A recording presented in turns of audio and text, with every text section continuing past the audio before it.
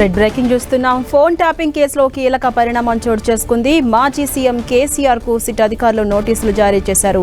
నందినగర్లోని ఆయన నివాసానికి వెళ్లి కేసీఆర్ పీఏకు సిట్ అధికారులు నోటీసులు ఇచ్చారు. రేపు మధ్యాహ్నం 3 గంటలకు విచారణకు హాజరు కావాల్సిందిగా పేర్కొన్నారు. అయితే మాజీ సీఎం కేసీఆర్ వయసును దృష్టిలో పెట్టుకున్న సిట్ అధికారులు స్టేషన్ విచారణ నుంచి మినహాయింపు ఇచ్చారు.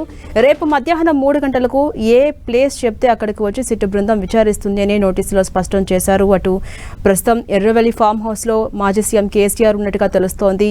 సిట్ అధికారులు ఇచ్చినటువంటి నోటీసులకు సంబంధించి అటు లీగల్ టీం కూడా చర్చిస్తున్నట్టుగా తెలుస్తోంది. మరి దీనిపై మాజీ సీఎం కేసీఆర్ ఏ విధమైన రిప్లై ఇస్తారు, మరికొంత సమయం అడిగే అవకాశం ఉందా, లేకపోతే రేపు మధ్యాహ్నం 3 గంటలకు ఎక్కడ విచారణకు హాజరవుతారు అనే దానికి సంబంధించి క్లారిటీ వస్తుందా అనేది మరికొన్ని గంటల్లో మనకు తెలియబోతోంది. ఇక ఇదే అంశంపై మరింత సమాచారం మా ప్రతినిధి కరుణాకర్ అందిస్తారు. కరుణాకర్, మనం చూస్తున్నాం మాజీ సీఎం కేసీఆర్ కు సిట్ అధికారులు నోటీసులు జారీ చేశారు. మరి మాజీ సీఎం కేసీఆర్ రిప్లై ఎప్పుడొచ్చే అవకాశాలు కనిపిస్తున్నాయి? ఆయన రేపు విచారణకు హాజరవుతారా లేదా అనేది ఎప్పటి వరకు తెలియచ్చు? అప్డేట్స్ ఏంటి?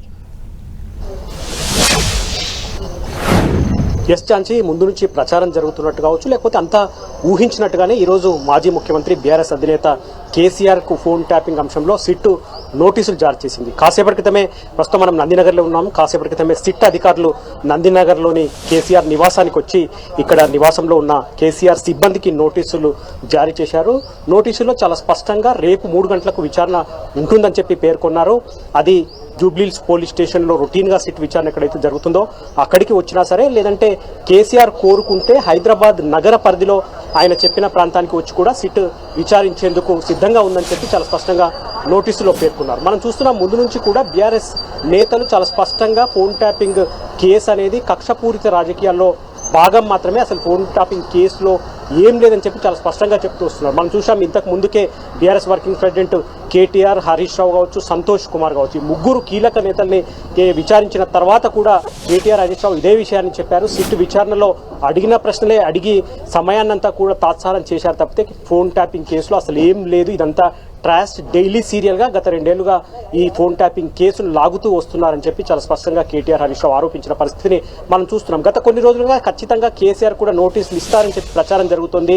సిట్ నుంచి కావచ్చు, ఇతరత్ర మాధ్యమాల నుంచి లీకులు కూడా వస్తున్న పరిస్థితిని మనం చూస్తున్నాం. అందుకు అనుగుణంగానే కాసేపటి క్రితమే కేసీఆర్ కూడా సిట్ నోటీసులు ఇచ్చింది. ఇదంతా కూడా తెలంగాణ రాజకీయ వర్గాల్లోనే కాకుండా సామాన్య జనంలోనూ కొంత ఆసక్తి నెలకొంది. ఎందుకంటే మనం చూస్తున్నాం 2 ఏళ్లుగా, అంటే 2024 మార్చి 10 నుంచి ఈ ఫోన్ ట్యాపింగ్ కేసు ఎప్పుడైతే నమోదైందో అప్పటి నుంచి కూడా అంత రాజకీయ వర్గాల్లో సామాన్యులు కొంత ఇంట్రెస్ట్ రేపుతున్న పరిస్థితిని మనం చూస్తున్నాం. కాంగ్రెస్ ప్రభుత్వం చాలా స్పష్టంగా ఫోన్ ట్యాపింగ్, బీఆర్ఎస్ హయాంలో జరిగిన ఈ ఫోన్ ట్యాపింగ్ వ్యవహారంలో సుమారు 6,000 మంది ఫోన్లు ట్యాప్ చేశారని, అందులో సినీ రాజకీయ ప్రముఖులతో పాటు ఇటు మీడియా ప్రతినిధులు కూడా కొంతమంది ఫోన్లు ట్యాప్ చేసి పెద్ద ఎత్తున అక్రమాలకు పాల్పడ్డారు, బ్లాక్మెయిల్ చేశారని చెప్పి చాలా స్పష్టంగా కాంగ్రెస్ ప్రభుత్వం ఆరోపిస్తుంది. ఆరోపణలపైనే సిట్ గత 2 ఏళ్లుగా, సుమారు 2 ఏళ్లుగా విచారణ జరుపుతూ వస్తున్న పరిస్థితిని మనం చూస్తున్నాం. కాబట్టి ఇప్పటివరకు కీలకమైన వారందరినీ కూడా విచారించారు.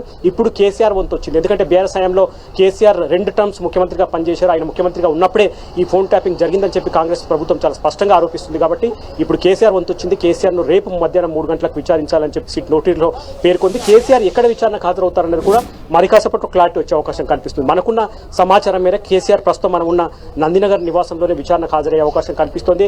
సాయంత్రం BRS working president KTR, Harish Rao వీళ్ళిద్దరు కూడా ఫామ్ హౌస్కు వెళ్తారు, కేసీఆర్తో భేటీ అవుతారు. భేటీ తర్వాత ఎక్కడ విచారణకు హాజరవుతారన్న దానిపై సిట్కు సమాచారం ఇచ్చే అవకాశం కనిపిస్తుంది. కేసీఆర్ వయసు రీత్యా, ఆరోగ్యం రీత్యా ఆయన నందినగర్ వరకు వస్తారా, లేదంటే ఒక ఆప్షన్ వ్యవసాయ క్షేత్రంలోనే ఎర్రవల్లి ఫామ్ హౌస్లోనే విచారించాలని చెప్పి సిట్ను కోరే అవకాశం కూడా లేకపోలేదని చెప్పి బీఆర్ఎస్ పార్టీ వర్గాలు చెప్తున్న పరిస్థితిని మనం చూస్తున్నాం. కాబట్టి కేటీఆర్, హరీష్ రావు ఇద్దరు ఫామ్ హౌస్కు వెళ్లి కేసీఆర్తో భేటీ అయిన తర్వాత అసలు కేసీఆర్ విచారణకి ఎక్కడ హాజరవుతారు అన్న దానిపై కొంత స్పష్టత వచ్చే అవకాశం కనిపిస్తుంది.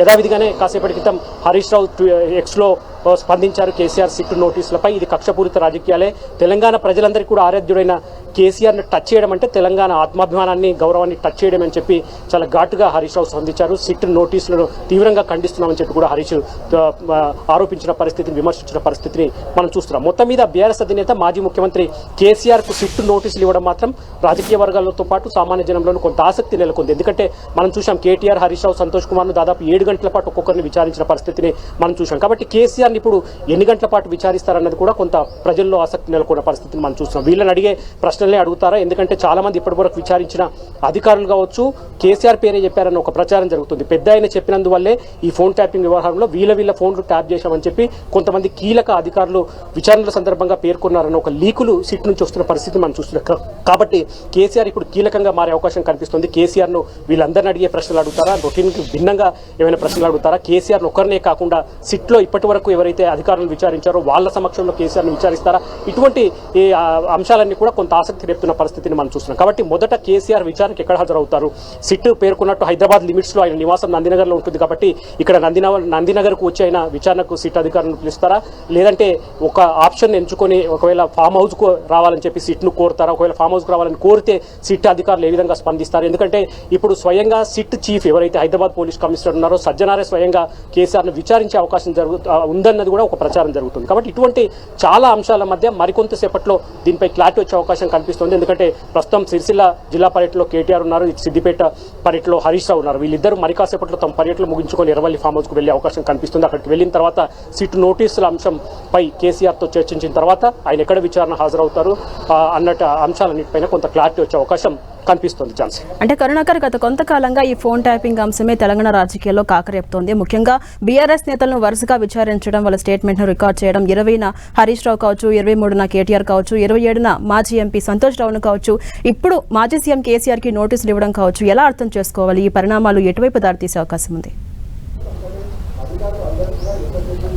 ఖచ్చితంగా కేసు ఎప్పుడైతే నమోదైందో అంటే కాంగ్రెస్ ప్రభుత్వం అధికారంలోకి వచ్చిన తర్వాత 2024 మార్చి 10న ఫోన్ ట్యాపింగ్ అంశంపై కేసు నమోదైంది.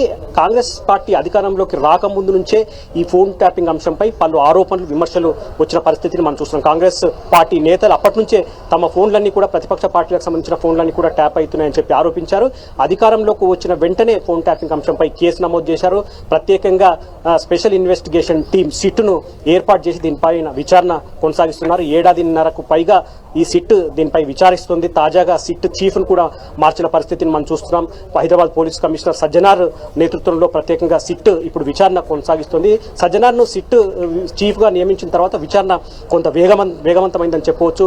ఎందుకంటే మనం వారం 10 రోజుల్లోనే కేటీఆర్ను, హరీష్ రావును, సంతోష్ను ఈ ముగ్గురిని కూడా విచారించిన పరిస్థితి. ఇప్పుడు నేరుగా బీఆర్ఎస్ అధినేత మాజీ ముఖ్యమంత్రి కేసీఆర్ కూడా నోటీసులు జారీ చేశారు. కాబట్టి సిట్ విచారణ తుది దశకు చేరుకుందని చెప్పి చాలా స్పష్టంగా అర్థమవుతుంది. కాబట్టి ఇప్పుడు నేరుగా మాజీ సీఎం కేసీఆర్ను విచారణకు రమ్మన్నారు. సిట్ నోటీసులు జారీ చేసింది. కాబట్టి కేసీఆర్ ఈ సిట్ విచారణకు సంబంధించి ఏం చెప్తారు, అసలు సిట్ కేసీఆర్ ఎటువంటి అంశాలపై ప్రశ్నలు అడగబోతోంది, ఇదే ఇప్పుడు కొంత ఇంట్రెస్టింగ్గా మారింది. ఎందుకంటే బీఆర్ఎస్ నేతలు చాలా స్పష్టంగా ముందు నుంచి ఎప్పుడైతే ఫోన్ ట్యాపింగ్ పై ఆరోపణలు వచ్చినప్పుడు కావచ్చు, లేకపోతే ఈ ఫోన్ ట్యాపింగ్ అంశంపై మొట్టమొదటి ఎఫ్ఐఆర్ నమోదైనప్పుడు కావచ్చు, లేకపోతే సిట్ ఏర్పాటు చేసినప్పుడు కావచ్చు, దాంతోపాటు హరీష్ రావు, కేటీఆర్, సంతోష్ ఈ ముగ్గురిని విచారించిన సందర్భంగా ఆ తర్వాత కూడా చాలా స్పష్టంగా ఇది కక్షపూరిత రాజకీయాల్లో భాగమే తప్ప ఫోన్ ట్యాపింగ్లో ఏం లేదని చెప్పి చాలా ఈజీగా కొట్టిపారేసిన పరిస్థితిని మనం చూసాం. ఎందుకంటే ఫోన్ ట్యాపింగ్ అనేది ప్రభుత్వాలలో సర్వసాధారణం, అది తప్పేం కాదు, చట్టరీత్యా అది చట్టం నిబంధనలో ఉంది. ఫోన్ ట్యాపింగ్ చేయడం తప్పేం కాదని చెప్పి చాలా స్పష్టంగా కేటీఆర్ కావచ్చు, హరీష్ రావు కావచ్చు, బీఆర్ఎస్ నేతలు చెబుతూ వస్తున్న పరిస్థితిని మనం చూస్తున్నాం. అది రొటీన్గా జరిగే అంశమే, అది పోలీసులకు సంబంధించినది మాత్రమే. ఫోన్ ట్యాపింగ్ అనేది పోలీసుల విచక్షణ అధికారంపై ఆధారపడి ఉంటుంది, కానీ ఏ మాత్రం రాజకీయ నాయకులకు సంబంధం లేదు. కానీ కాంగ్రెస్ ప్రభుత్వం మాత్రం రాజకీయ నాయకులైన మంత్రులుగా పనిచేసిన తమపై కక్ష సాధింపు ధోరణిలో భాగంగానే కేసులు నమోదు చేయడం, నోటీసులు జారీ చేయడం, విచారణకు పిలిచి గంటల తరబడి పోలీస్ స్టేషన్లో కూర్చోబెడుతున్నారని చెప్పి బీఆర్ఎస్ పార్టీ నేతలు చాలా స్పష్టంగా ఆరోపిస్తున్న పరిస్థితిని మనం చూస్తున్నాం. కానీ సిట్టు కానీ లేకపోతే కాంగ్రెస్ ప్రభుత్వం కానీ ఇవేం బీఆర్ఎస్ నేతల ఆరోపణలు, విమర్శలు ఏమాత్రం పట్టించుకోవట్లేదు. సిట్టు విచారణ మాత్రం వేగంగా కొనసాగుతుంది. ఇప్పుడు చివరి దశకు చేరుకుంది కాబట్టి అప్పుడు ముఖ్యమంత్రిగా పనిచేసిన కేసీఆర్ని ఇప్పుడు విచారించబోతుంది. కాబట్టి కేసీఆర్ విచారణ ఏ విధంగా ఉంటుంది? ఎందుకంటే కేటీఆర్, హరీష్ రావు, సంతోష్ను దాదాపు 7 గంటలకు పైగా విచారించిన పరిస్థితిని మనం చూస్తున్నాం. కేసీఆర్ను కూడా అదే రకంగా సుదీర్ఘ సమయం విచారిస్తారా, లేకపోతే ఆయన వయసు రీత్యా మాజీ ముఖ్యమంత్రి కాబట్టి ఎంత సమయం ఆయన తక్కువ సమయంలోనే విచారించి వదిలేస్తారా అన్న దానిపైనే కొంత ఇంట్రెస్టింగ్ నెలకొన్న పరిస్థితిని మనం చూస్తున్నాం. Right, thank you Karunakar. Right, మనం చూస్తున్నాం కేసీఆర్ పిఏకు సిట్ అధికారులు అయితే నోటీసులు ఇచ్చారు. రేపు మధ్యాహ్నం 3 గంటలకు మీరు చెప్పిన ప్లేస్కి వచ్చి విచారణ జరుగుతుంది, అందుబాటులో ఉండాలని కూడా సిట్ అధికారులు నోటీసుల్లో స్పష్టం చేశారు. మరోవైపు ఎర్రవెల్లి ఫామ్ హౌస్లో మాజీ సీఎం కేసీఆర్ అటు లీగల్ టీంతోనూ ఇటు మాజీ మంత్రులు కేటీఆర్, హరీష్ రావుతో కూడా చర్చలు జరుపుతున్నారు. దీనిపై ఒక నిర్ణయం తీసుకోబోతున్నారు. మరికొన్ని గంటల్లో ఒక క్లారిటీ అయితే రాబోతోంది. విచారణకు హాజరవుతారా, విచారణకు హాజరైతే ఏ కోణంలో విచారణ జరుపుతారు, అందుకు కేసీఆర్ సిద్ధంగా ఉన్నారా లేదా మరొక తేదీని అడిగే అవకాశం ఉందా అనేది కూడా మరికొన్ని మరికొన్ని గంటల్లో క్లారిటీ వచ్చే అవకాశం ఉంది. ప్రస్తుతం అయితే సెక్షన్ సిఆర్పిసి 160 కింద సిట్ అధికారులు నోటీసులు ఇచ్చారు. రేపు మధ్యాహ్నం 3 గంటలకు విచారణకు హాజరు కావాల్సిందిగా పేర్కొన్నారు సిట్ అధికారులు.